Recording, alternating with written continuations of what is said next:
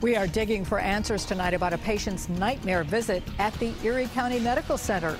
A News 4 viewer couldn't believe what he saw when his father was admitted to the ER at ECMC. He says these pictures show what he calls a very disgusting room. News 4's Emily Guggenmus is working to get to the bottom of this. Emily? That's right. You'd expect when you go to the hospital it will be clean and sterile. But a Springville man says the conditions his father had to deal with at ECMC this week were disgusting and horrible.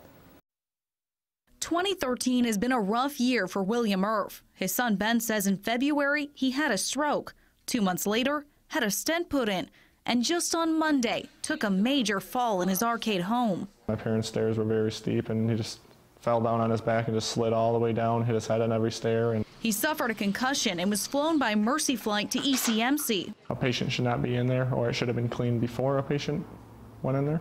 Ben says for over 9 hours, his dad was in a trauma room in the ER. These are cell phone pictures he took. He says there was blood splatters on the cupboards and bed sheets, vials of blood on the counters that didn't belong to his dad, dirty gauze and garbage on the floor, and needles in an undesignated garbage can. It's not my father's blood. The drips were 20 feet away from him. My dad can't walk. There's no way. It's not like he splattered his blood everywhere. It was not his blood. It was there from before. Nobody cleaned it up. Ben says he asked on numerous occasions for staff to clean the room with no success. He was worried about what are the doctors going to be like? You know, are they washing their hands before they touch him? Is he going to get diseases? Obviously, somebody else's blood. It could be anything on it. Ben took his complaints to the Erie County Health Department, who told him they don't handle ECMC cases and referred him to the New York State Health Department.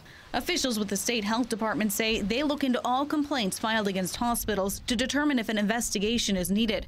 They wouldn't speak specifically to this case. I think the taxpayer money, they should be have plenty of people on hand that they could just quickly go in there and sterilize and get it taken care of quicker than. There shouldn't be any excuses for blood everywhere.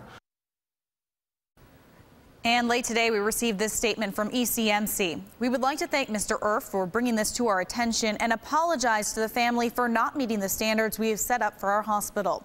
We are conducting a full review to look into these complaints to make sure that future patients do not have a similar experience.